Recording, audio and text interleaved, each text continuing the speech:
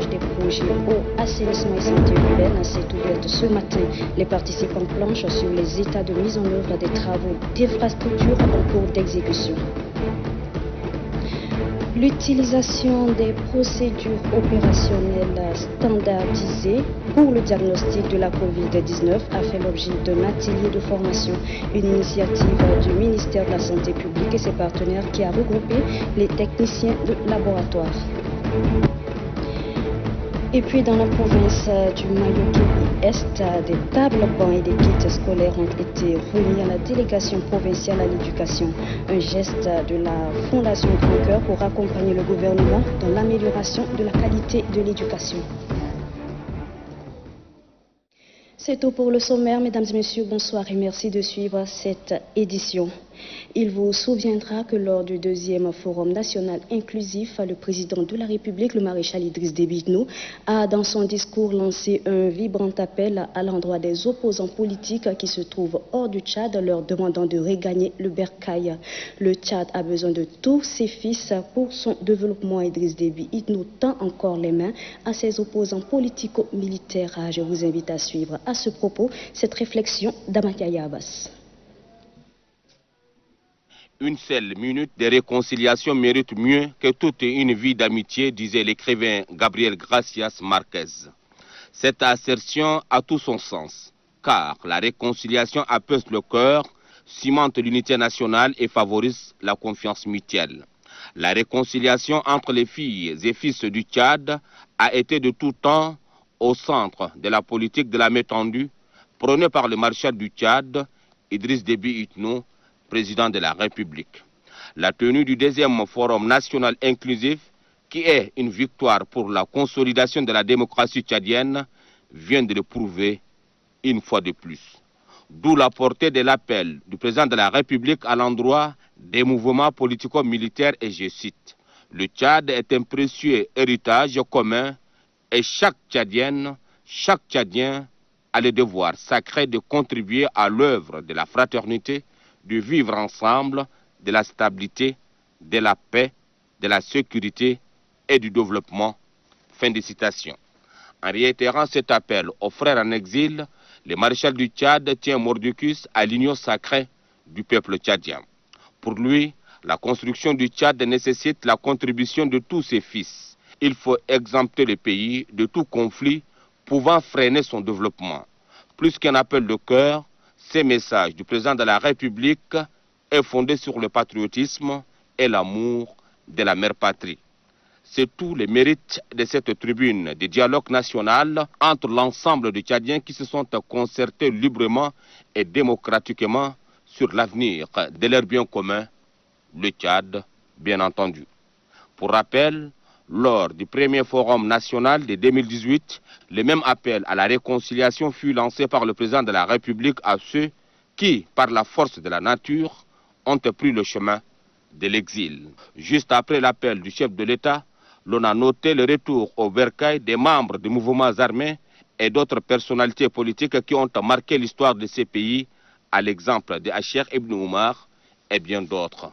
2 ans plus tard, Abdelwahid About, lui aussi, a répondu favorablement à la politique de la main tendue prônée par le premier magistrat du Tchad pour participer au développement socio-économique de son pays. Les Tchadiens viennent une fois de plus de prouver qu'ils sont bien matures et capables de régler eux-mêmes leurs problèmes internes.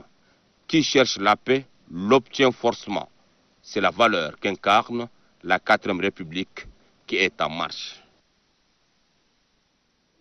Deuxième Forum national inclusif, plusieurs motions de soutien ont été adressées par les participants. Motions parmi lesquelles figure une motion de soutien à nos forces de défense et de sécurité. Que peut-on retenir de cette motion? Élément de réponse avec Doba Robert.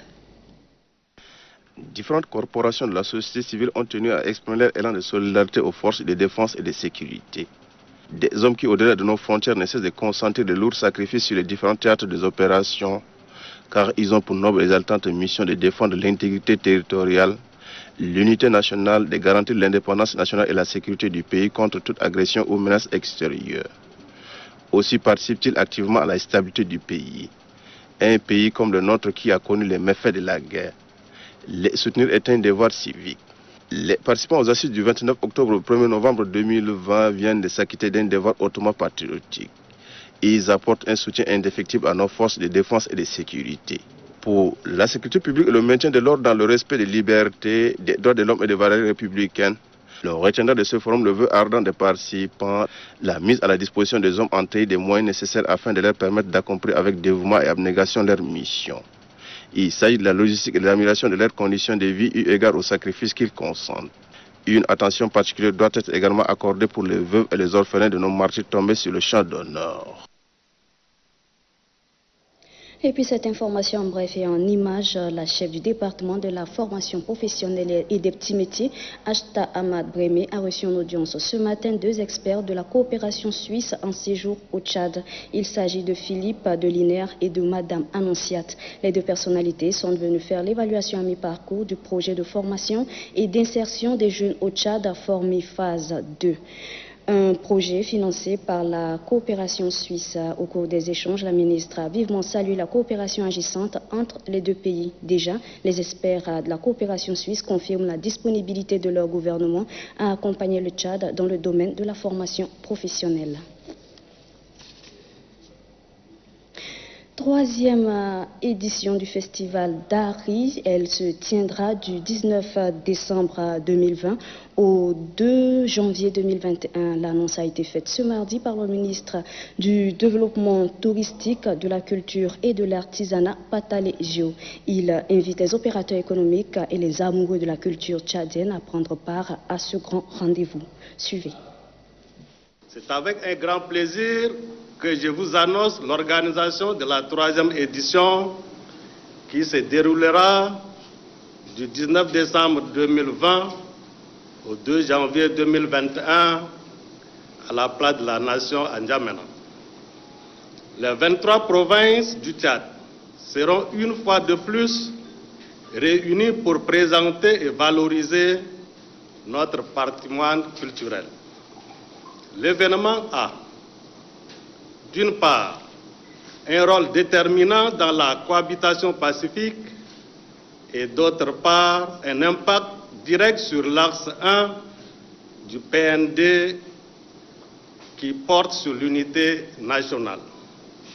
Le contexte actuel de la pandémie de la COVID-19 nous oblige à réajuster certaines activités avec des restrictions à observer dans le cadre d'un dispositif que nous mettrons en place pour garantir la sécurité sanitaire de tous les participants et festivaliers.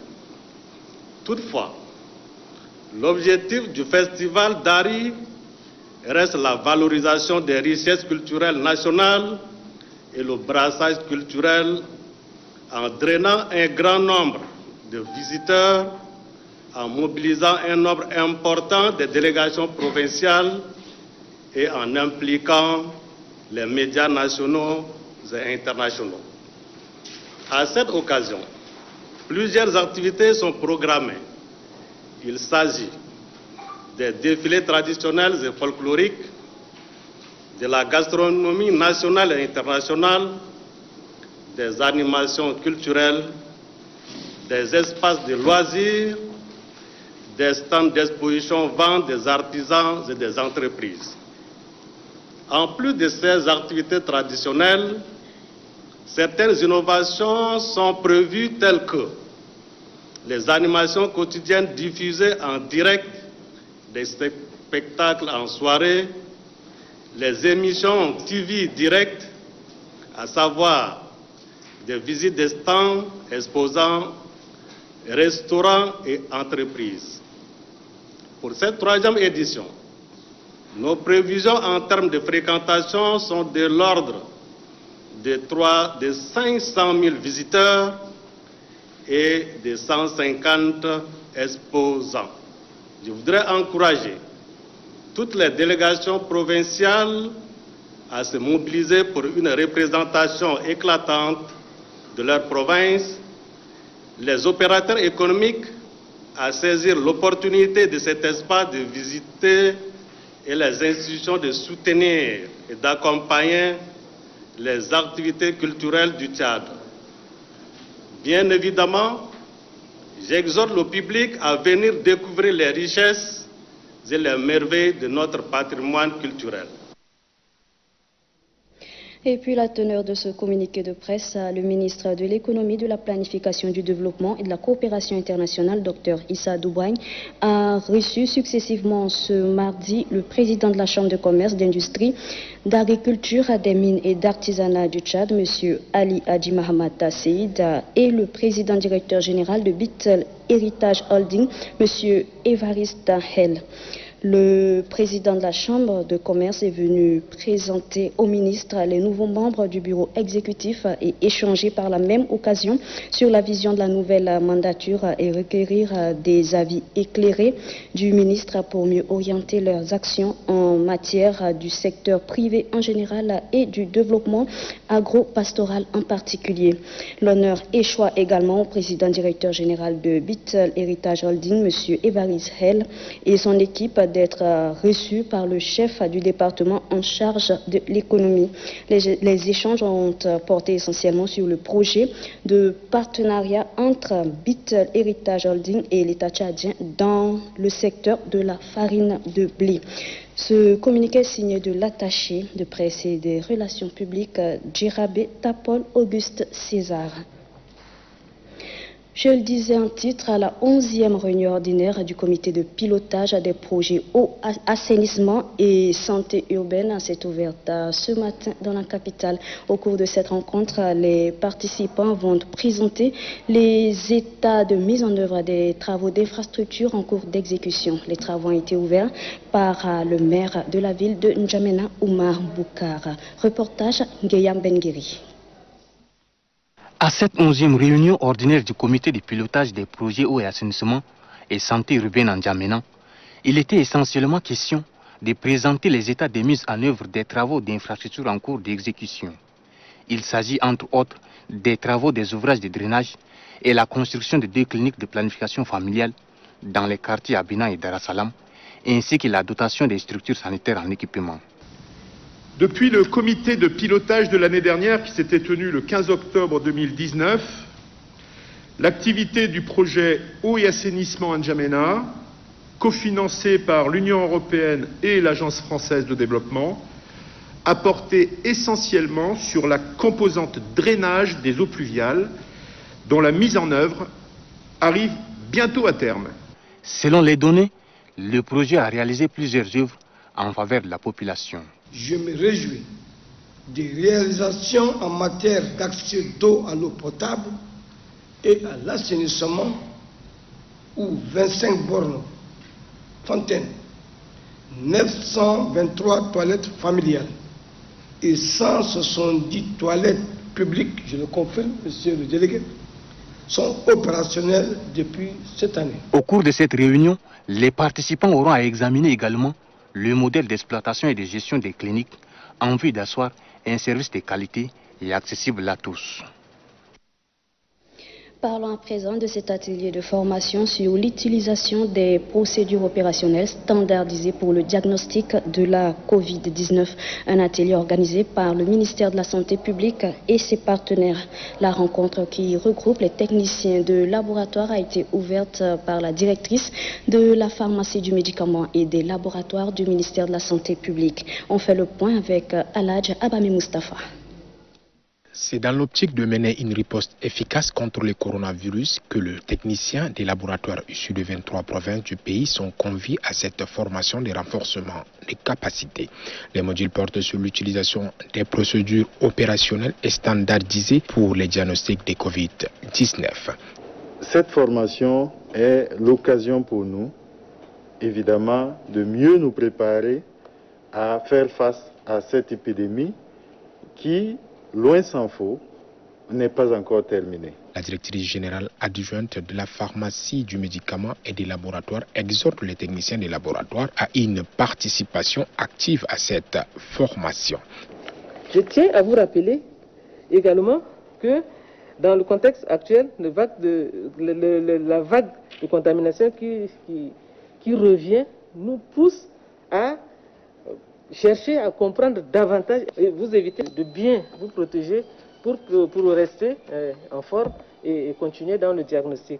Cette formation qui dure 3 jours est initiée par le ministère de la Santé publique et de la Solidarité nationale avec l'appui de l'OMS et de la Banque mondiale. Dans le cadre toujours de la lutte contre le coronavirus, les membres du comité de gestion d'électricité du marché central ont distribué des masques de protection aux commerçants du dit marché, un geste qui vise à soutenir les autorités sanitaires dans la lutte contre cette pandémie. Retrouvons une fois de plus Aladjabame Mustafa.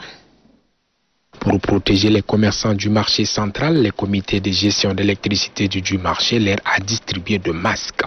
Le comité a ensuite mené une séance de sensibilisation sur le respect de mesures barrières. On leur a demandé que tout le monde respecte les mesures barrières et tout le monde doit porter le cache-nez au marché central, tous les commerçants. Maintenant, on a 2000 cache-nez qu'on va commencer à partager. Présidente des femmes vendeuses de l'or du marché central, Rouzoukou Siteb Abdoulaye, a marqué son adhésion à cette action. Elle s'est engagée à sensibiliser ses collègues pour une prise de conscience face à cette maladie à coronavirus qui circule dans le monde. Et justement, la situation épidémiologique de la maladie à coronavirus Covid-19 de ce mardi 3 novembre 2020 se présente comme suit. Sur 298 échantillons analysés, 14 cas confirmés, 6 au Moyen-Chari, 3 au Mayo-Kébi-Est, 2 au Logone occidental, tous contacts des cas précédents et 3 à N'Djamena. 2 guéris portant le total à 1331. 0 décès, total des décès 98 et 84 malades sous traitement. Le nombre des cas confirmés depuis le 19 mars 2020 est de 1513 répartis dans 17 provinces.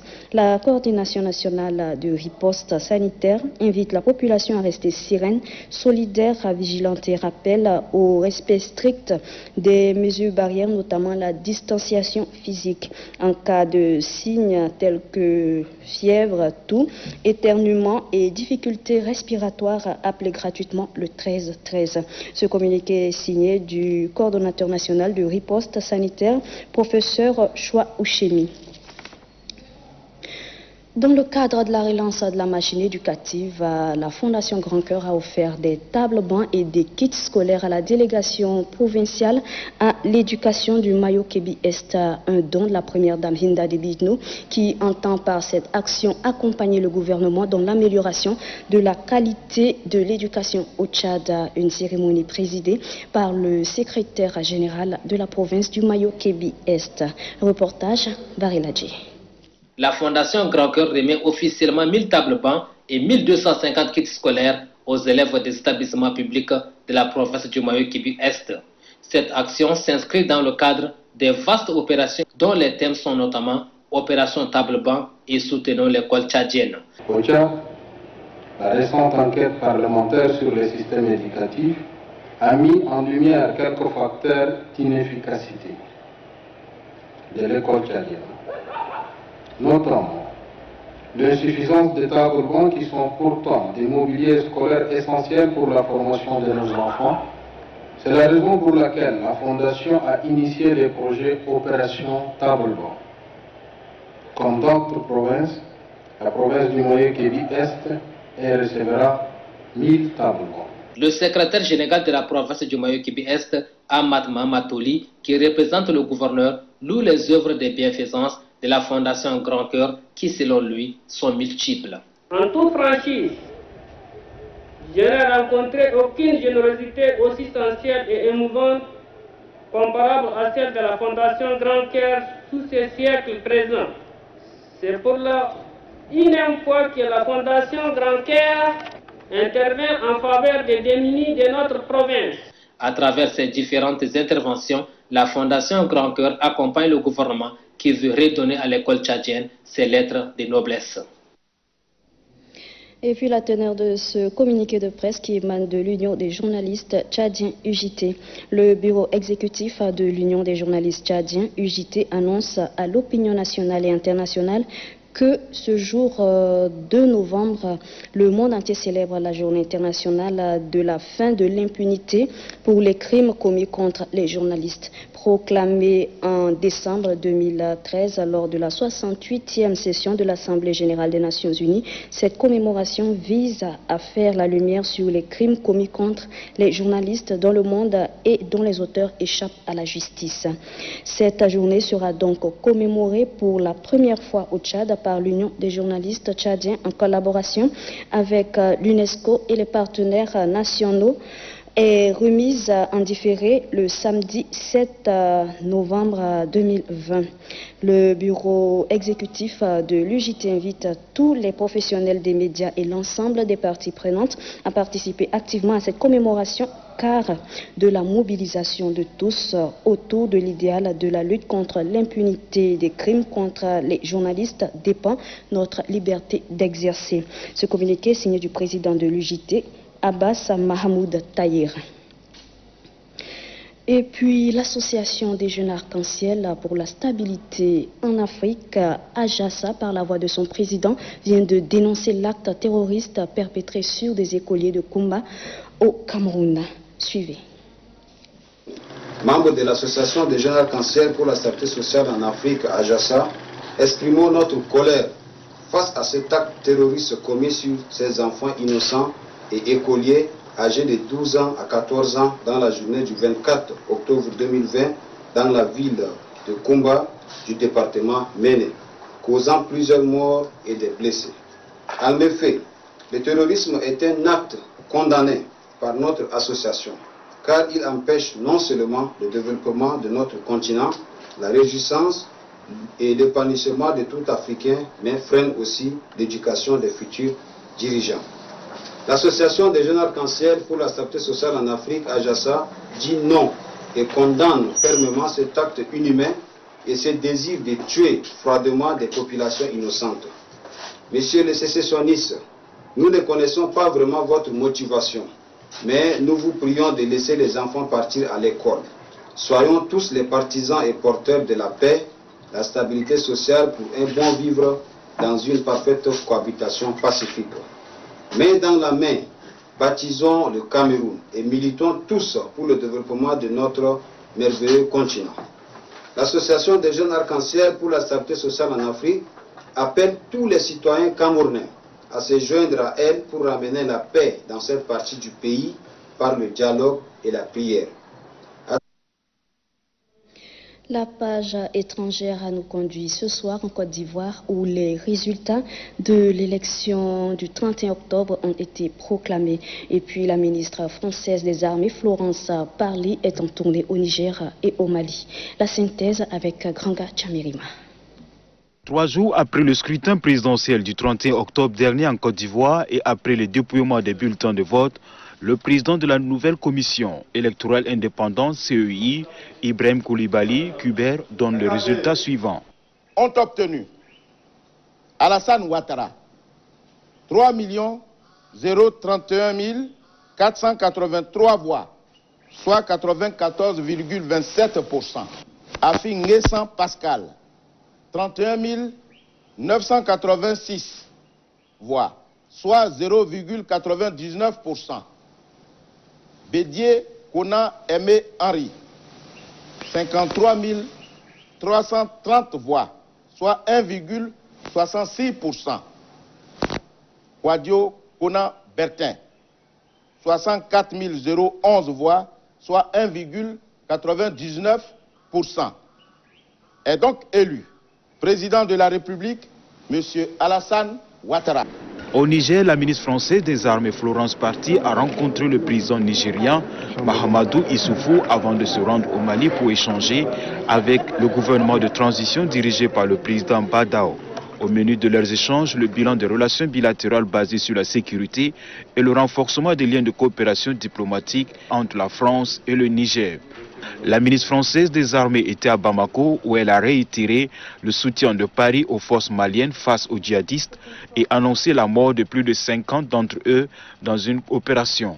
Lors de sa première rencontre avec les autorités de transition maliennes, Florence Parly a fait état de frappes vendredi dernier sur une très importante colonne de djihadistes liés à Al-Qaïda. La ministre française des Armées, Madame Parly, a aussi été reçue par le colonel Assimi Koïta, qui, à la tête de la junte dans les semaines ayant suivi le putsch, garde un poste clé avec la vice-présidence dans la transition. Elle s'est entretenue plus tard avec le président de transition, Badao.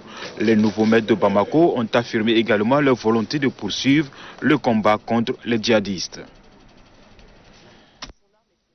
Et voilà, mesdames et messieurs, c'est la fin de cette édition. Merci à vous de l'avoir suivi et très bonne suite de programme sur Télé Tchad.